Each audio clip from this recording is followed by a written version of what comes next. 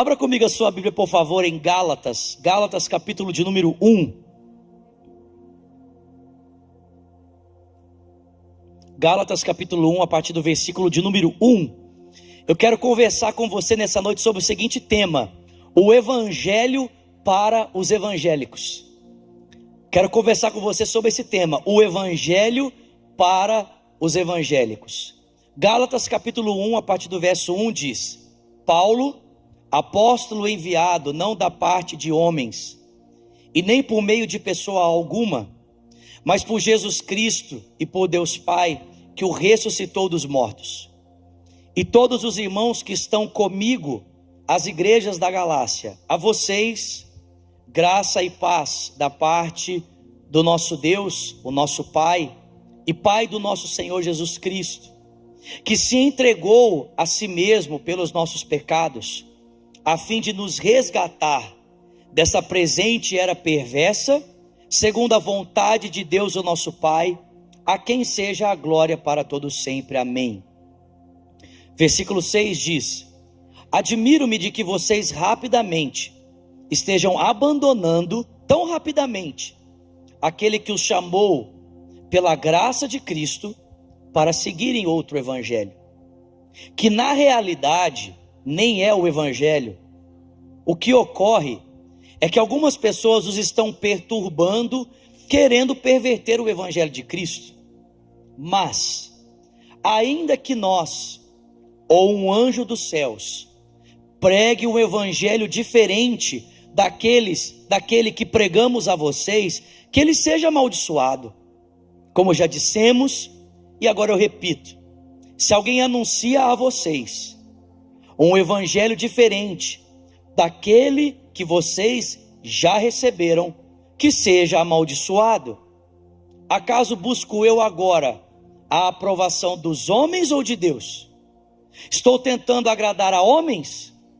Se eu ainda estivesse procurando agradar a homens, não seria servo de Cristo. Amém? Pai Celestial, fala conosco essa noite. Queremos ouvir a tua voz, e na verdade não apenas queremos, mas precisamos, porque se o Senhor não falar conosco, estaremos perdidos. Tua palavra diz que o povo perece pela falta da profecia. É a tua palavra que norteia e dirige a nossa vida, e foi tão maravilhoso, Senhor, a forma como o Senhor já poderosamente usou o Edson aqui, usou o pastor Marcelo, trazendo direcionamento, entendimento para nós. E Pai, eu te peço, continua falando, traga-nos cada vez mais a tua voz, e fala ao nosso coração. Nós estamos abertos para te ouvir. E a respeito do pregador dessa noite, por misericórdia e graça, use-o, faça dele, Senhor, um instrumento afinado nas tuas mãos, para a glória do teu nome, em nome de Jesus. E quem crê diga amém.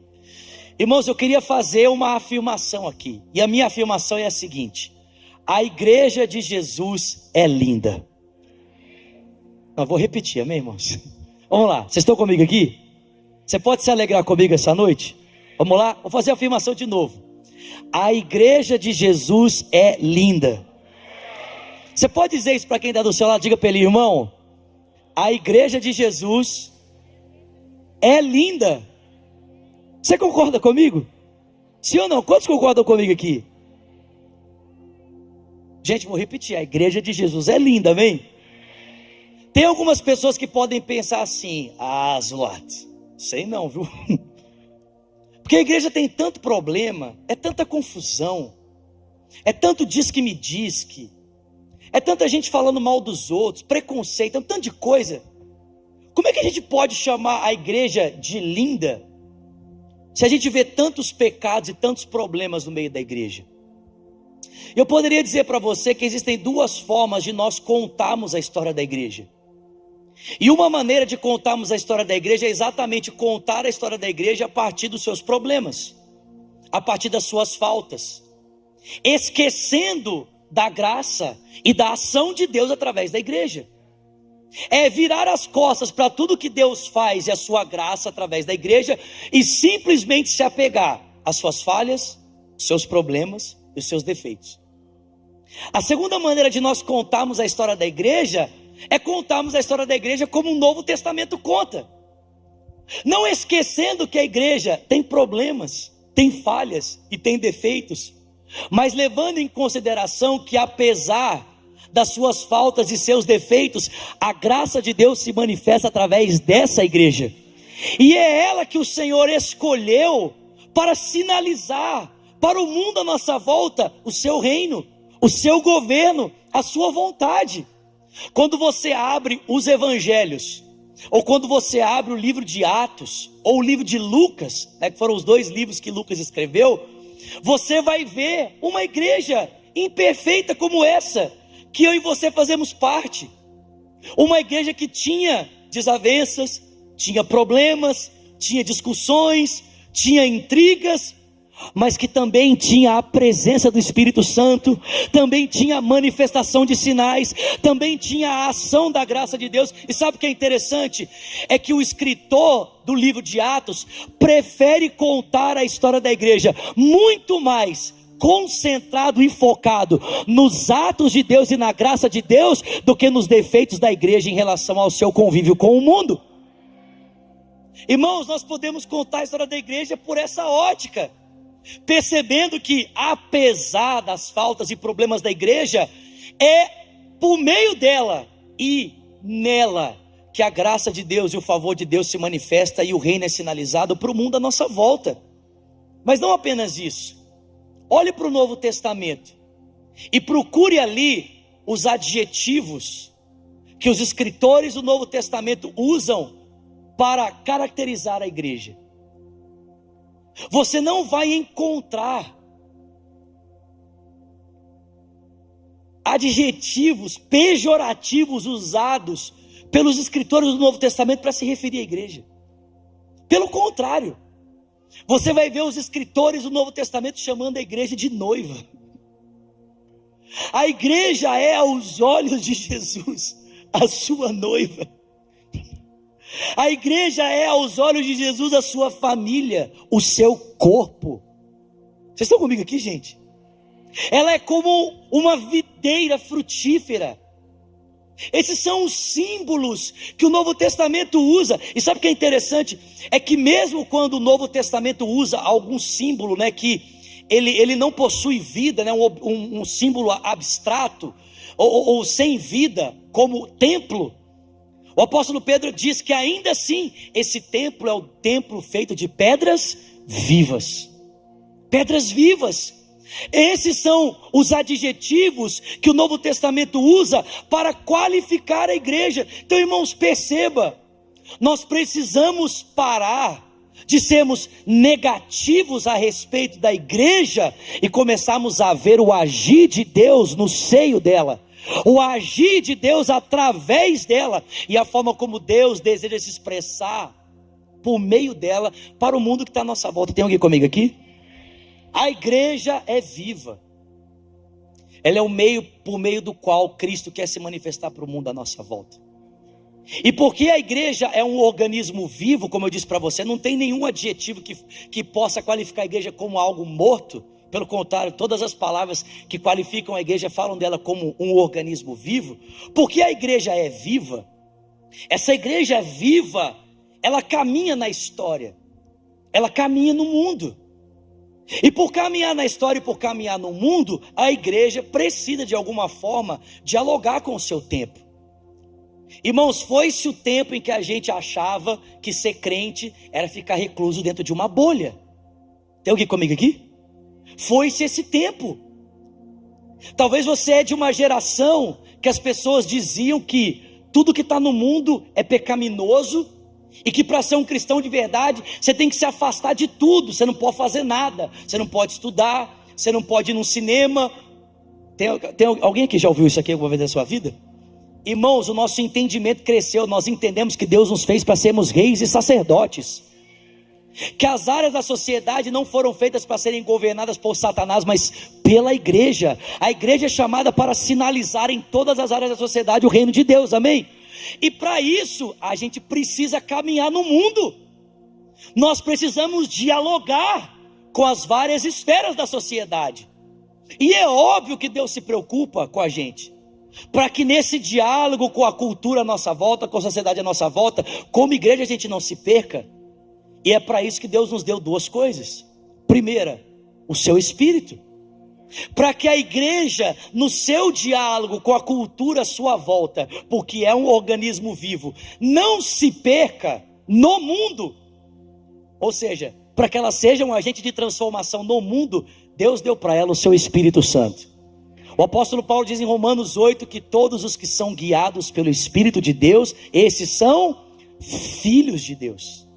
Nós andamos na sociedade não guiados pelos nossos pensamentos e sentimentos ou a nossa vontade. Nós andamos dirigidos pelos pensamentos de Deus, pelos sentimentos de Deus e pela vontade de Deus, para que não sejamos corrompidos. E a segunda realidade que Deus nos deu é a sua palavra. Ou eu poderia dizer o Evangelho. Deus nos deu o seu Espírito para nos guiar e nos deu a sua palavra, para que no nosso diálogo com o mundo, com a sociedade à nossa volta, a gente não se perca. Deus nos deu o seu Evangelho. Deixa eu beber uma água aqui. Amém, irmãos? Nos deu a sua palavra, para que a gente possa andar na palavra e não se desviar do plano e do propósito de Deus. Porque, irmãos, preste atenção, a nossa relevância no mundo como igreja está exatamente em vivermos debaixo do senhorio do Espírito e do governo da palavra de Deus. Se nós como igreja deixarmos a influência do Espírito e o senhorio da palavra, nós vamos perder o nosso papel no mundo. Jesus falou isso, né? Nós fomos postos no mundo como sal e luz. Só que se o sal se tornar insípido, não serve para nada. E a pergunta é, quando é que o sal perde o seu sabor? Quando ele deixa de ser influenciado pelo Espírito Santo ou pelo governo da palavra. A pergunta é, pastor, como é que nós então como igreja podemos nos perder da palavra e nos perder do Espírito Santo? Bom, do Espírito Santo acho que é fácil, né? A gente se perde da influência do Espírito quando a gente abandona o lugar de oração. Quando nós não damos mais espaço no nosso dia para o Espírito Santo falar, fica difícil estar debaixo da influência do Espírito Santo. Sim ou não, irmãos? Agora, nós podemos perder a influência da palavra quando a gente permite que a palavra ou o Evangelho comece a ser pensado pelos moldes da cultura do nosso tempo. Quando a gente permite que não o Evangelho nos leve a pensar o mundo, mas quando a gente permite que o mundo nos leve a pensar o Evangelho. Quando a gente começa a pensar a palavra de Deus pelos parâmetros, pela ótica do mundo, aí a gente começa a perder a referência da palavra, a gente começa a perder a referência do Evangelho. E um exemplo muito simples disso é o que a gente vê acontecer muito por aí, quando muitas pessoas permitem que posições políticas os levem a pensar a maneira como eles interpretam o Evangelho.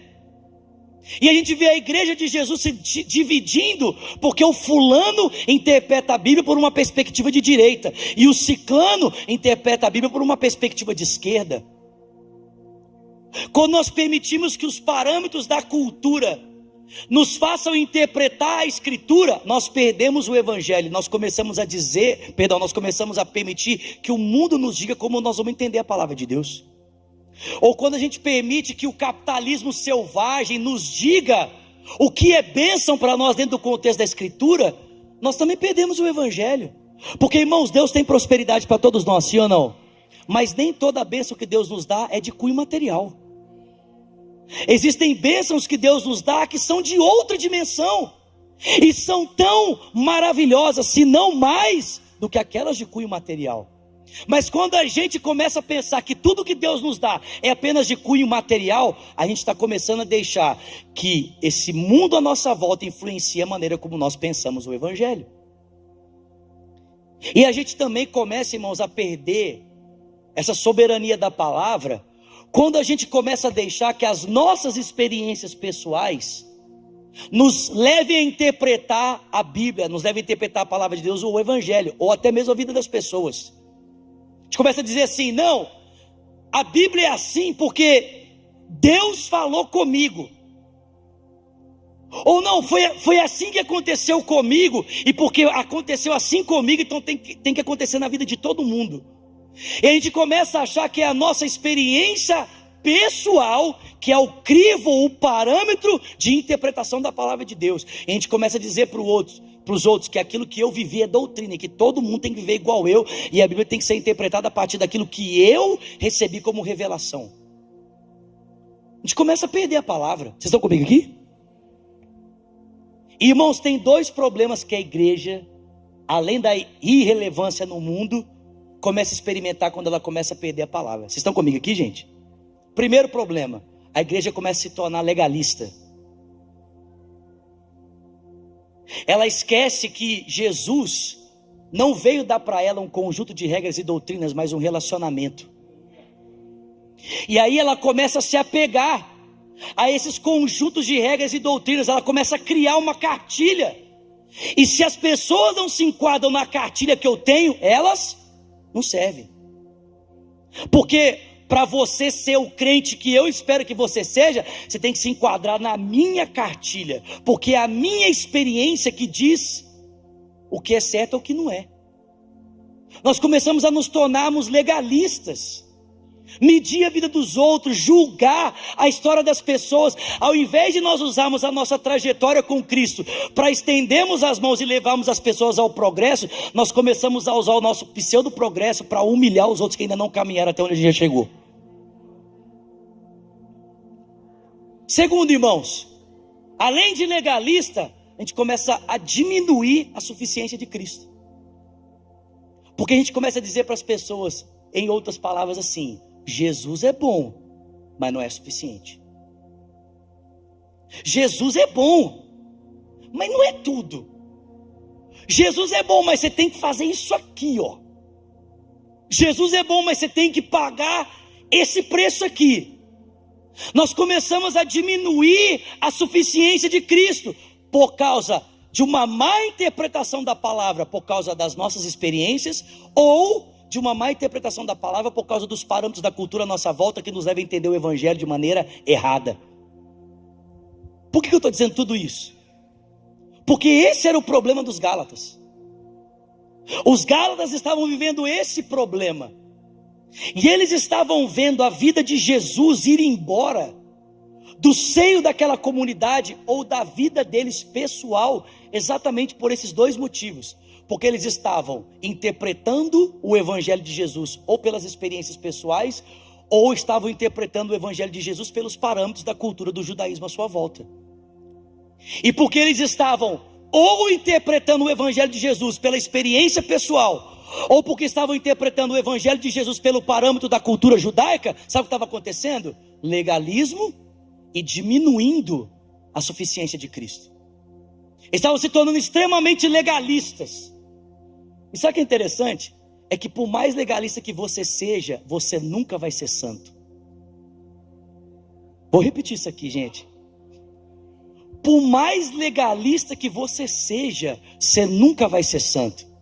Porque a santidade não está num conjunto de regras, mas num caráter transformado. Vou repetir isso aqui. Santidade não tem a ver com um conjunto de regras. E, gente, é muito simples entender isso. Olha para os fariseus. Os fariseus guardavam muitas regras, mas Jesus os chamava de santos ou de sepulcros caiados. Então santidade não tem a ver com a roupa que você usa, com o lugar que você frequenta, com a comida que você come, para onde você viaja. Santidade tem a ver se o caráter de Jesus está sendo colocado em você ou não. Porque quando o caráter de Jesus é colocado em você, a roupa que você veste, o lugar que você frequenta, a comida que você come, o lugar que você vai, só reflete o Cristo que está vivendo aí dentro de você. Mas muitas pessoas naquele contexto da igreja estavam se tornando legalistas. Os caras tinham experiência espiritual e eles queriam dizer a partir da experiência deles. Olha o que o Paulo falou aqui, gente. Paulo falou assim: mesmo que um anjo do céu aparecer para você e ele dizer para você que o evangelho que foi pregado está errado, que ele seja maldito. Se o Paulo está dizendo isso, é porque tinha gente lá na igreja que estava dizendo assim: não, mas eu estou falando isso aqui para você porque eu tive uma experiência com o anjo. O anjo desceu. Vocês estão comigo aqui, gente? O anjo apareceu para mim.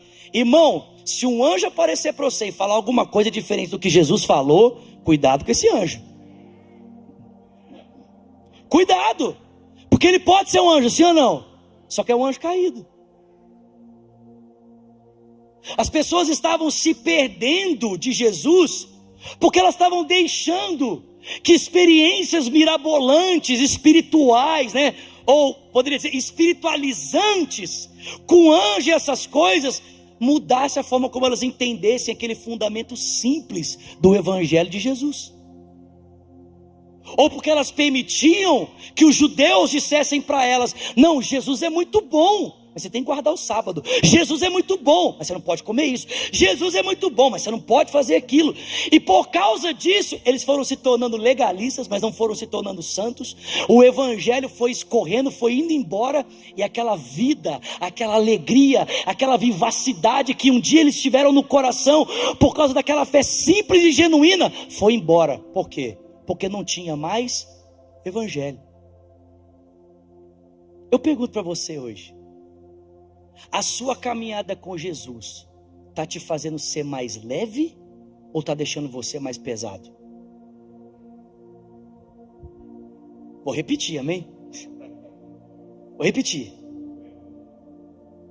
A sua caminhada com Jesus está levando você a ser mais leve ou está deixando você mais pesado? Irmão, se a sua caminhada com Jesus está deixando você mais pesado, não é o fardo de Jesus que você está carregando, porque o fardo de Jesus é leve. O fardo de Jesus é leve, e o jugo dele é suave. E quando você começa a aprender dele, o que ele diz? Você encontra o quê? Descanso para a sua alma, descanso para o seu coração. Não sei se você sabe, mas o jugo naquela época tanto podia significar aquele instrumento que se colocava, né, em cima de dois animais para amansar um animal bravo e um animal que era mais manso, mas o jugo também eram os ensinamentos. Jesus está dizendo: se você caminhar debaixo do meu ensinamento, eu vou fazer a sua vida ser mais leve, vou fazer a sua vida ser mais suave, e mais do que isso, eu vou fazer você ter descanso na sua alma. Você vai aprender de mim, e você vai ser manso e humilde de coração, e você vai encontrar descanso para a sua alma. Irmão, presta atenção, não tem a ver com ter uma aparência de crente, tem a ver com ser igual a Jesus. Não tem a ver com frequentar a igreja apenas, mas tem a ver com ser a igreja. Paulo diz: gente, o que está acontecendo? Cadê aquela alegria? Cadê a leveza? Cadê a espontaneidade? Cadê aquele fruto de alegria que eu vi em vocês? Cadê? E a resposta era simples: está indo embora, está esvaindo, está sumindo. Por quê? Porque no lugar do evangelho foi colocado uma falsa mensagem. Porque no lugar do evangelho foi colocado religiosidade, legalismo. Porque no lugar do evangelho o que existe é uma interpretação equivocada por um parâmetro cultural equivocado, que não nos leva a receber de Deus aquilo que Deus pode nos dar. Vocês estão comigo aqui, gente? Sabe o que eu vim dar para você hoje? O evangelho. Eu vim te oferecer o evangelho. Aí você fala assim: Azulado, mas o evangelho a gente prega para quem não é convertido. Não é isso que a gente pensa? Sim ou não? Não é isso que a gente pensa assim: não, pastor, peraí. O evangelho, pastor, a gente prega para as pessoas que ainda não entregaram a vida para Jesus. Porque assim, as pessoas que já entregaram a vida para Jesus precisam de outras coisas, uns trem mais profundo, pastor. Sim, mais denso. Batalha espiritual. Aí você vai falar de demônio, pastor. Irmão, não é errado falar de demônio, amém? Não é errado falar de batalha espiritual. O pastor David está aqui. Você pode aplaudir a vida do pastor David, por favor. Um homem que Deus usa muito nessa área de libertação, presente para a nossa igreja. Tivemos uma vigília aqui com o Hype. Deus usou ele poderosamente, gente caindo endemoniada aqui, foi maravilhoso, amém? povo vomitando, aquela confusão, os capetas saindo e a gente, oh glória, amém, irmão? Nós cremos nisso, amém? Mais alguém crê nisso aqui? Não, pastor, a gente tem que aprender uns negócios assim, mas, irmão, deixa eu dizer uma coisa para você, não existe mais nada, ou nada mais pesado que você possa aprender do que o evangelho de Jesus. Não sei se você entende isso, mas a vida cristã começa no evangelho, e a caminhada cristã se dá no evangelho. Você não começa pelo evangelho e caminha por alguma outra coisa, você começa no evangelho e continua caminhando nele. Quando Paulo quis corrigir os casamentos na igreja de Efésios, lá em Efésios capítulo 5, o que ele fez? Aplicou o evangelho. Falou: marido, ama a esposa como Cristo amou a igreja. Esposa, seja submissa ao seu marido como a igreja está sujeita a Cristo. Quando Paulo quis corrigir um problema na liderança lá em Filipos, sabe o que ele fez? Aplicou o evangelho. Falou assim: tende em vós o mesmo sentimento que houve em Cristo Jesus. Irmãos, quando o próprio Jesus quis corrigir os desvios que existiam na igreja lá em Apocalipse, sabe qual foi a mensagem que ele pregou para eles? O evangelho. E eu não sei de onde que a gente tirou que nós precisamos ouvir uma outra mensagem que não seja essa. O apóstolo Paulo falou assim para a igreja de Corinto: eu, Paulo, decidi não fazer nada mais conhecido entre vós, senão apenas uma coisa: o evangelho. Cristo crucificado, que é escândalo para os judeus, loucura para os gregos, mas para nós que cremos é o poder de Deus para a salvação. Alguém pode dar glória a Deus por isso aqui? Eu vim para te dar o evangelho para os evangélicos. Porque, irmão, eu não sei você, mas às vezes eu fico assistindo as perguntas do pastor André.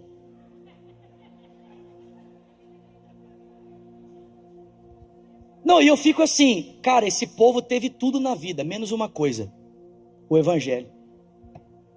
Esse povo aprendeu uso e costume, esse povo aprendeu doutrina de homem, esse povo aprendeu tudo, só não aprenderam uma coisa: eles não aprenderam o maravilhoso evangelho do nosso Senhor Jesus Cristo. É só isso que eles não aprenderam. E talvez você esteja assim, do mesmo jeito. Você começou a sua caminhada com Jesus feliz, empolgado, radiante, pensando em toda a graça que Cristo te deu, no relacionamento que Ele te inseriu, e hoje você está pesado, fastigado. Jesus está falando para você: volta para a simplicidade do meu evangelho, porque ele é poder para transformar a sua vida. Então a pergunta é: Zulato, o que é o evangelho? E o Paulo diz, olha o que o Paulo diz: o evangelho é a boa notícia. Vocês estão comigo aqui? Da maneira como Deus, por meio do sofrimento e da morte de Cristo, nos resgatou para vivermos em paz e graça com Ele. Paulo diz: o evangelho é a boa nova da graça e da paz que Deus o Pai manifestou por nós, por meio de Jesus. Esse Jesus que se deu numa cruz sofrendo, para que eu e você fôssemos resgatados dessa presente era perversa e fôssemos resgatados para o nosso Deus e Pai. Escuta aqui, meu irmão, o evangelho é a graça. Diga comigo: graça. Diga para o irmão do seu lado: graça. Não, mas fala, enche a boca. Essa palavra não dá para falar assim, graça. Abre a boca e fala: graça. O evangelho é o que? Graça. O que é graça, Zulato? Irmão, graça é favor imerecido, amém? Amém, irmãos? Graça é favor imerecido. Mas eu queria ampliar sua definição de graça. E eu queria dizer para você que graça é toda ação de Deus. Escute isso: graça é toda ação de Deus na história que visa a nossa reconciliação com Ele. Vou repetir: graça é toda ação de Deus na história que visa a restauração do nosso relacionamento com Ele. Em outras palavras, a graça está presente de Gênesis 3 Até antes, né? De Gênesis 1 até Apocalipse 21. Está lá presente. Por quê? Porque no ato da queda, Deus veio ao nosso encontro, mesmo quando nós estávamos em pecado. E quando a gente não conseguia mais entender a linguagem de Deus, Ele mandou Moisés construir uma tenda, para que por meio de coisas imperfeitas e temporárias, Ele pudesse revelar o eterno. Graça é você perceber Deus falando conosco através de meios imperfeitos, como os profetas, para que nós não perdêssemos o som da sua voz. Graça é a gente perceber que quando aparentemente a voz de Deus ficou confusa, o próprio Deus se fez carne e habitou entre nós, cheio de graça e de verdade. Graça é você ver que o Filho de Deus decidiu subir numa cruz no seu lugar e morrer pelos seus pecados, para que hoje você tivesse vida e vida em abundância. E essa vida abundante significa relacionamento com Deus, porque a vida eterna é essa, define Jesus. A vida eterna é essa, que te conheçam a ti, o único Deus verdadeiro, e a Jesus Cristo, a quem tu enviastes.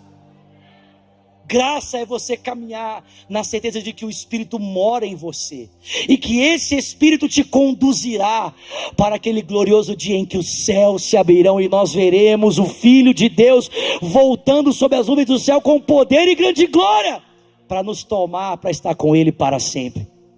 Toda ação de Deus, irmão, na história, que visa restaurar o nosso relacionamento com Ele, é graça.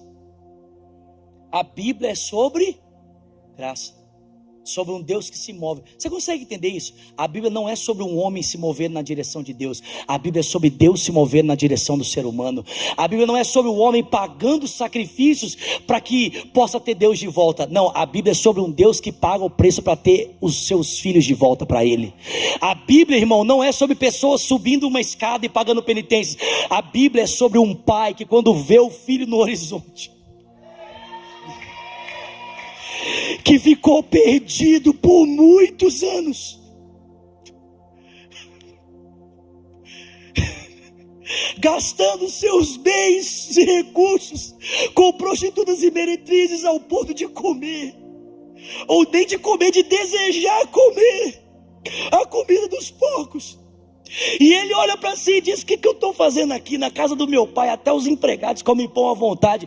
Voltarei para o meu pai e direi: pai, eu pequei contra o céu, eu pequei contra ti, eu não sou digno de ser chamado seu filho, mas assim, trata-me só como um dos seus empregados. Só que quando esse filho raiou lá no horizonte, o pai abriu os braços, puxou o vestido e saiu correndo na direção do filho, o abraçou e o beijou, e disse a todos: alegrem-se e regozijem-se, porque esse meu filho estava morto e ele reviveu. Ele estava perdido e ele foi achado. O Evangelho é sobre ele se movendo, é sobre graça, é sobre graça e paz. Diga comigo: paz. Gente, vocês querem que eu pregue um pouquinho mais ou quer que eu acabe? Fala comigo: paz. Paz é shalom. E no contexto bíblico do Antigo Testamento, shalom, paz, não era um sentimento. Shalom era uma perspectiva de relacionamento.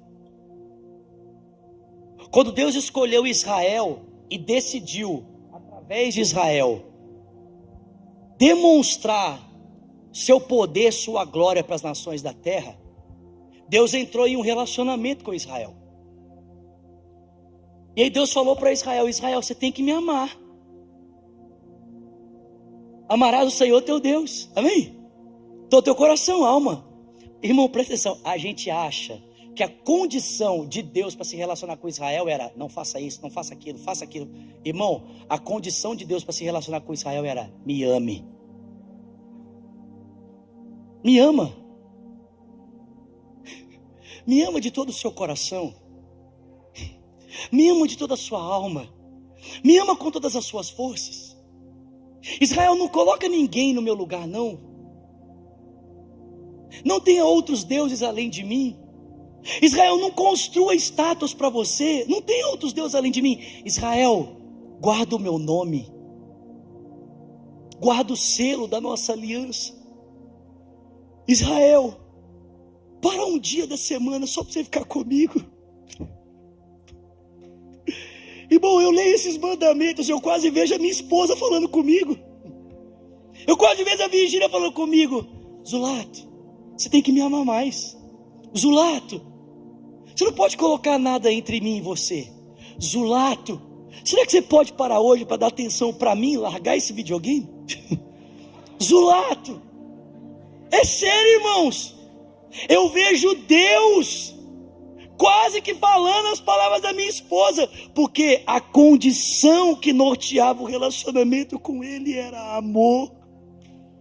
Deus queria e quer ser amado, não é porque Ele precisa não, irmão, é porque quando você entra num relacionamento de amor com Ele, o amor dele muda a sua vida. Muda a sua vida. Só que existiam mandamentos, só que esses mandamentos norteavam o relacionamento de Israel, ou com a cultura ou com o próximo. E quando Israel chutava a canela, não obedecendo os mandamentos de Deus na relação com o próximo ou com o próprio Deus, ao invés de experimentar bênçãos que vinham do amor, que é tipo, os maridos vão me entender, amém? Cadê os maridos aqui? Irmão, quando você ama a sua esposa, vocês estão me entendendo aqui? Os maridos já me entenderam, amém? Sim ou não? Quando você ama a sua esposa de todo o seu coração, né, você começa o dia: meu amor, você é demais. Você termina tendo uma noite demais, amém? Vocês entenderam, irmãos? Os irmãos entenderam, sim ou não? Quando você começa o dia chutando a canela, você termina dormindo de calça jeans. Quem entendeu aqui? E bom, se Israel amava a Deus, as bênçãos vinham. Se Israel não amava a Deus, eles experimentavam de maldições. Eu coloco diante de você bênção e maldição, vida e morte. Escolhe, pois, a vida. Mas tinha dia que Israel insistia em não lavar a louça, insistia em não ajudar a limpar a casa, não queria ajudar colocando a roupa no cesto. Aí Deus falava assim: hoje eu vou dormir de calça jeans. Tô brincando. Mas o relacionamento não acontecia e Israel se colocava debaixo de maldição. Para o relacionamento ser restaurado, Deus deu uma ordem, e a ordem era: para que o pecado seja coberto e perdoado, sangue tem que ser derramado, um sacrifício tem que ser feito. Então, uma vez por ano, um homem que era separado, e a Bíblia chama ele de sumo sacerdote, ele entrava num lugar específico, chamado tabernáculo, numa parte específica, chamada Santo dos Santos, para ali aspergir o sangue de um animal inocente, para que a nudez do culpado fosse coberta e os pecados fossem perdoados. E se Deus aceitasse o sacrifício, o relacionamento mudava de um relacionamento de ira para um relacionamento de paz.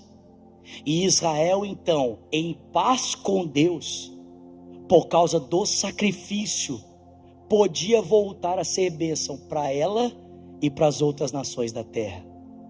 Irmão, eu não sei se você entende isso, mas Jesus foi para nós como um sacrifício substitutivo.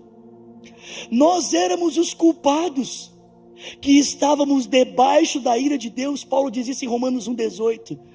Mas por causa do sangue de Cristo, nós não estamos mais debaixo de ira, nós agora temos paz.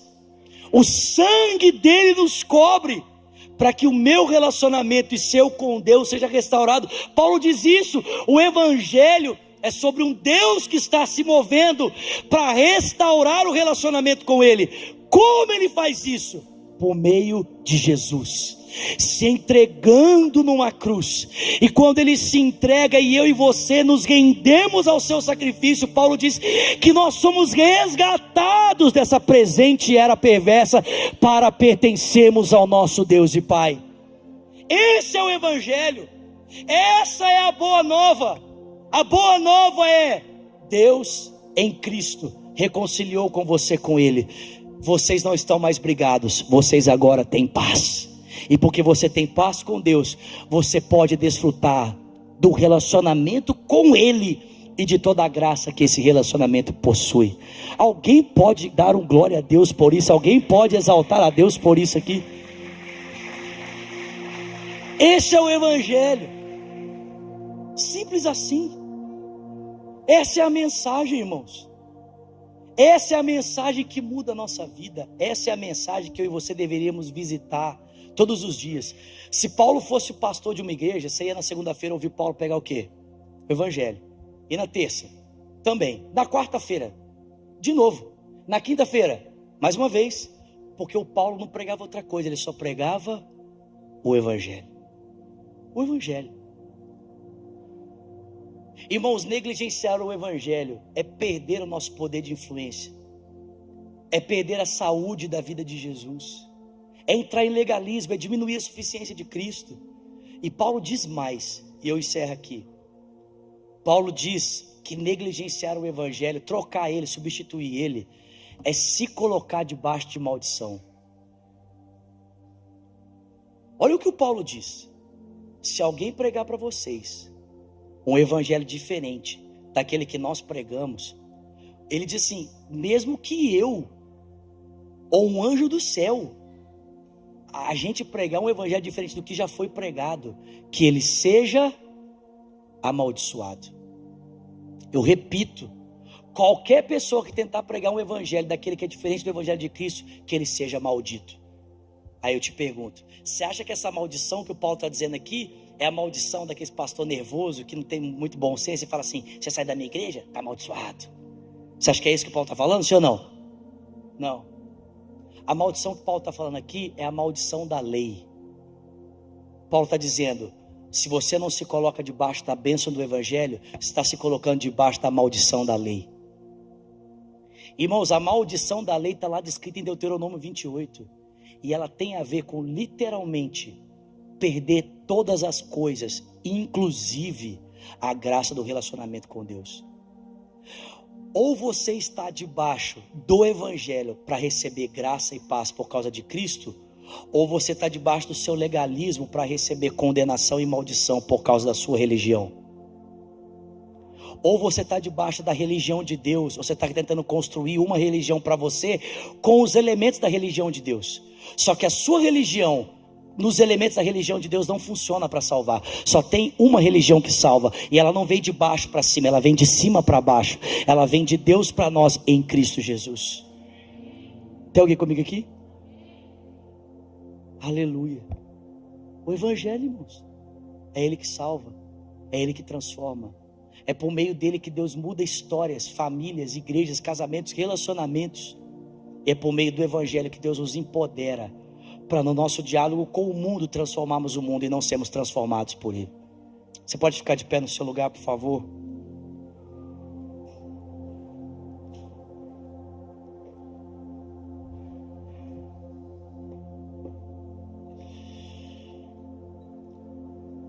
O Evangelho de Jesus. O Evangelho para os evangélicos.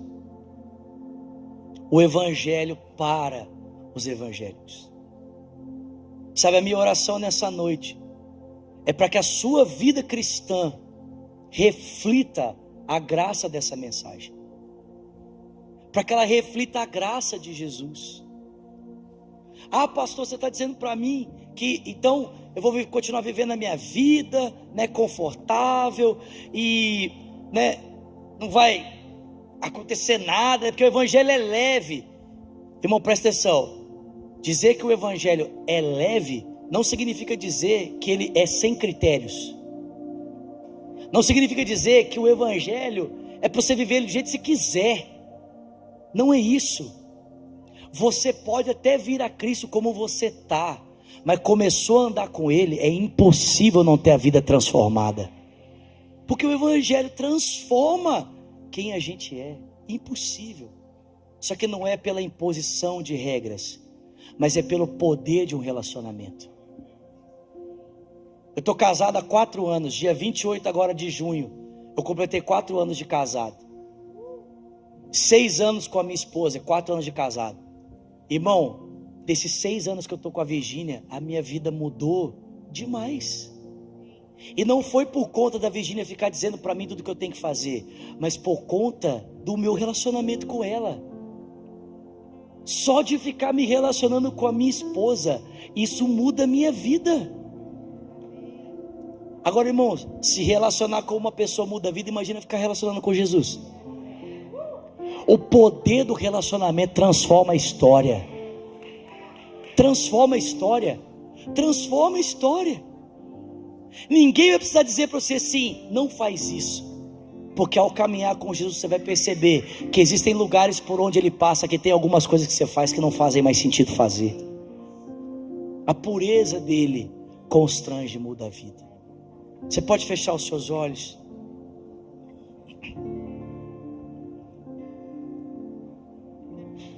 Eu só quero tua presença. Hoje não vou te pedir nada.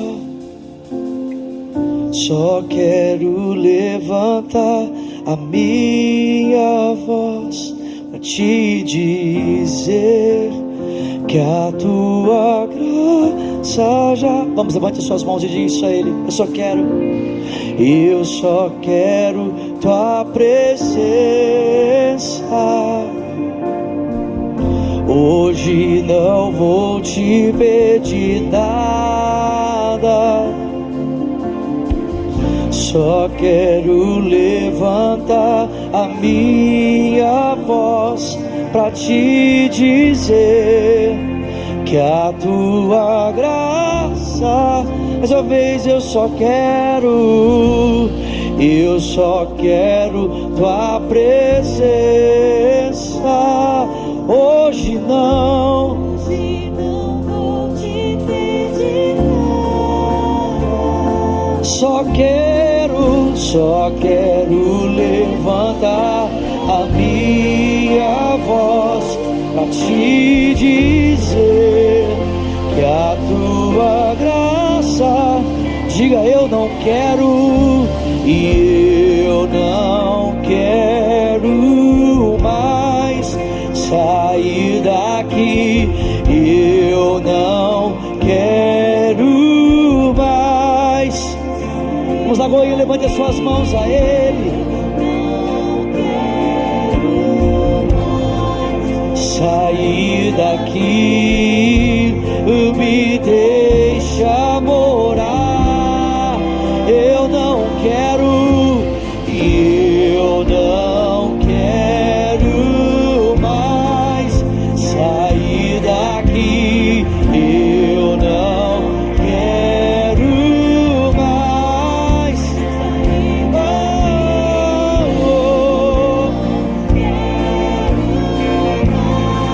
sair daqui, me deixa morar.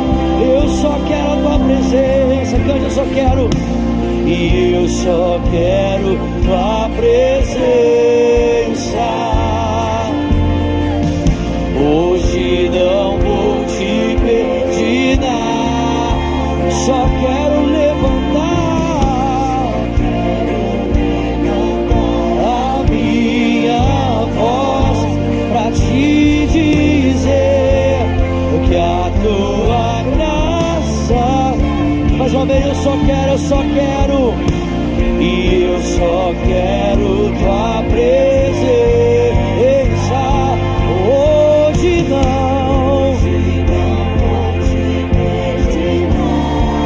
só quero levantar, só quero a minha voz pra te dizer. Tem um dos grandes pais da igreja, né? Um dos grandes pensadores cristãos, dizia uma frase, vou dizer isso aqui, eu quero orar por você. Ele dizia, olha, essa frase é chocante, mas ele dizia assim: ame a Deus e faça qualquer coisa. Ame a Deus e faça qualquer coisa. Por quê? Porque, irmão, se você amar a Deus, a sua vida vai parecer com o seu amor por Ele. Se você amar a Deus, você vai amar as pessoas.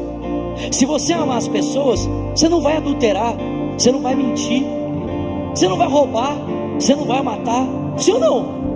Sim ou não? Ama a Deus e faça qualquer coisa.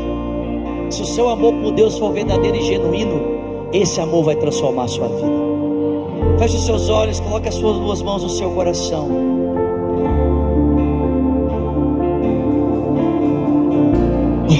O Evangelho é sobre uma notícia: a notícia de que você não pode fazer nada para se salvar, mas que Deus fez tudo o que você precisava para ser salvo, e que se você entregar a sua vida para Ele, a sua vida nunca mais vai ser a mesma.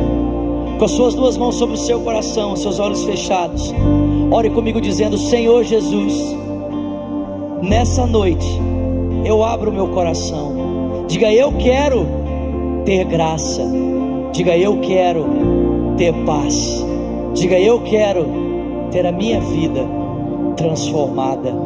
Diga: eu me entrego a Ti, Jesus, como meu único Senhor e suficiente Salvador. Diga: Jesus, recebe a minha vida. Ore também dizendo: e eu, Jesus, que um dia andei nos Teus caminhos, mas eu me afastei. Diga: nessa noite, arrependido, eu volto, na certeza de que o Senhor me recebe. Com seus olhos fechados, suas mãos sobre o seu coração. Talvez você esteja aqui nesse auditório, ou quem sabe pela internet, nunca fez uma oração como essa, ou talvez nunca tivesse ouvido o Evangelho como você ouviu hoje. E você fala assim: eu preciso entregar minha vida para Jesus hoje. Eu preciso parar de ser um religioso e ser um cristão. Ou quem sabe você está aqui, ou pela internet, e você está longe de Jesus. Quem sabe você está na religião, mas não está com Jesus. Está na religião não é estar com Jesus, irmão. Estar com Jesus é outra caminhada. Amém? É outra caminhada. Nessa noite Ele chama você para Ele. Talvez você orou dizendo: eu quero entregar minha vida para Cristo. Ou você diz: eu quero voltar para Jesus hoje. Eu quero muito orar com você. Essa é a oração mais importante da noite, e eu não posso deixar você fazê-la sozinho. Então eu vou contar até 3, e se você quer orar comigo, eu queria que você levantasse uma das suas mãos, porque eu quero conhecer você para poder orar com você. Amém? Vamos lá? 1, 2, 3, levanta bem alto. Você que diz: eu quero entregar minha vida a Cristo. Tem uma mão levantada aqui no corredor, levanta bem alto. Você que diz: eu quero entregar minha vida a Cristo. Você diz: eu quero voltar para Jesus. Levanta bem alto uma das suas mãos. Eu quero conhecer você, eu quero orar por você nessa noite, por essa decisão. Glória a Deus, glória a Deus. Vem cá, querido, deixa eu orar com você. Pode vir, vem cá. Vamos aplaudir a vida dele, vamos aplaudir a vida dele. Eu não quero mais sair daqui. Eu não quero mais sair daqui.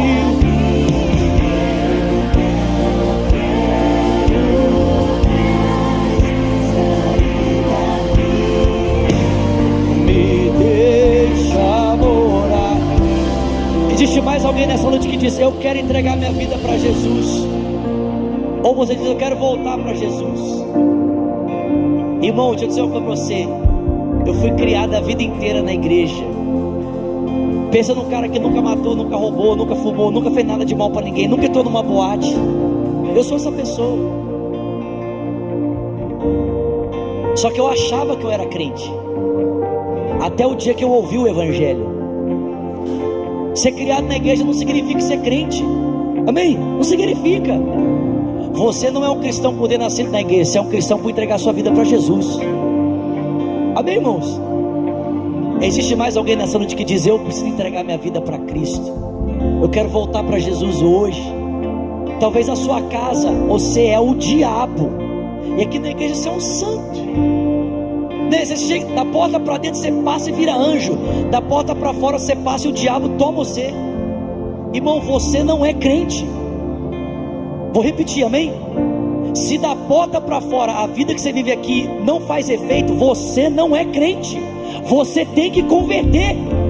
Jesus tem que entrar com você, mas tem que ir embora com você também. Amém? Se dentro da sua casa você é o demônio, Jesus precisa entrar na sua vida, irmão. Amém? Tem que entrar na sua vida. Amém? Tem mais alguém nessa noite que precisa tomar essa decisão? Sai do seu lugar e vem aqui para frente. Eu quero orar com você. Glória a Deus. Pai, nós abençoamos a vida desse querido irmão.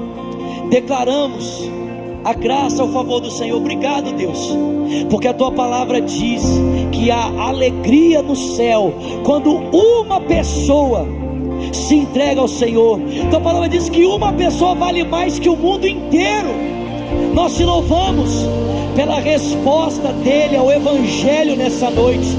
Como comunidade de fé, nós nos alegramos, porque essa decisão mudou a nossa vida e vai mudar a vida dele para sempre. A vida dele nunca mais vai ser a mesma, e nós te agradecemos por isso, em o nome de Jesus. E quem crê, diga amém, amém, amém. Glória a Deus, glória a Deus. Não vai embora ainda não, sabe por quê? Nós vamos fazer uma festa por você, porque o céu está celebrando você nessa hora. E se o céu se alegra com você, a gente se alegra também. Pode ser? Eu vou contar até 3. Eu queria que você se virasse para conhecer uma igreja que já ora por você e já te ama. Ok? Ok? Você se emociona porque Jesus entrou na sua vida e nunca mais vai sair, cara. Nunca mais. Tem alguém comigo aqui? Tem alguém? Vamos lá, Lagoinha, bora comigo, bora juntos. 1,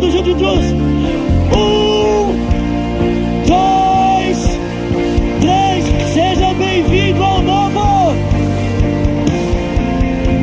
Que a tua graça já me basta. Eu não quero, diga, eu não quero mais. Eu não quero mais. Eu não quero mais sair daqui. Me deixa morar. Nós já temos 3 novas decisões online. Glória a Deus por isso. Vai digitando aí pra gente hashtag eu decido por Jesus. Nós temos moderadores aí, queremos pegar o seu nome, queremos abençoar a sua vida. Amém? Estenda suas mãos. Não se esqueça, terça 10 horas da manhã nós temos o culto Hope. À noite 7h30, Crie Riquezas com Paulo Vieira. Quarta-feira 8 horas nosso culto Fé. Sexta 8h30 o Hype. Sábado 8 horas o Rock. E domingo os nossos 3 cultos. Amém? Que a graça do nosso Senhor Jesus Cristo, o amor de Deus Pai, a comunhão e o consolo que vem do Espírito seja com o povo de Deus, aqui e espalhado em toda a terra, desde agora e para sempre. Quem crê, diga amém. Vai na graça, vai na paz, vai viver a melhor semana da sua vida. Deus te abençoe.